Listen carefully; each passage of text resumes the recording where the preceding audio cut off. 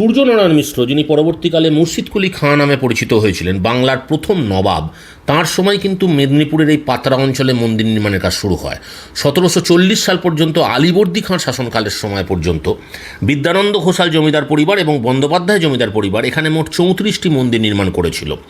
পঞ্চরত্ন মন্দির, শিবের মন্দির, নবরত্ন মন্দির, দুর্গা দালান, শীতলা মাতার মন্দির, যেটা পরবর্তীকালে বুড়ির থান নামে পরিচিত, এরকম 34টা মন্দির নির্মাণ করে। সময়ের সাথে সাথে কংসাবতী বা কাঁসাই নদীর বন্যায়, প্রাকৃতিক বিপর্যয় এবং কিছু অসাধু ব্যক্তিদের দুষ্কর্মের ফলে এখানকার মন্দিরগুলো জীর্ণদশায় পরিণত হয়, বিগ্রহ চুরি যায়। তাই স্থানীয় একজন মুসলিম সম্প্রদায়ের সহৃদয় ব্যক্তি মোহাম্মদ ইয়াসিন, তিনি এই মন্দিরগুলো যাতে বেঁচে থাকে এবং সুরক্ষিত থাকে তার জন্যে কিন্তু মন্দিরের সংরক্ষণের কাজে তিনি সচেষ্ট হয়েছিলেন।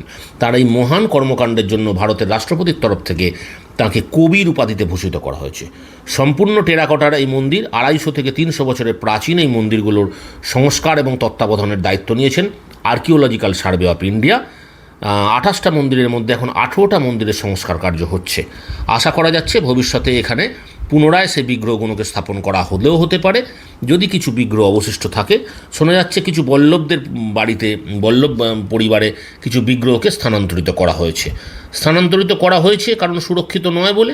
মোহাম্মদ ইয়াসিন এবং আর্কিওলজিক্যাল সার্ভে অফ ইন্ডিয়ার কর্মকাণ্ড যদি বর্তমানে জীর্ণোদ্ধার উদ্ধার করতে পারে, এই ভিডিও দেখে মানুষজনের আগমন হয়, তাহলে ভবিষ্যতে হয়তো এখানে বিগ্রহ প্রতিস্থাপন এবং পুজোর কাজও শুরু হতেও পারে।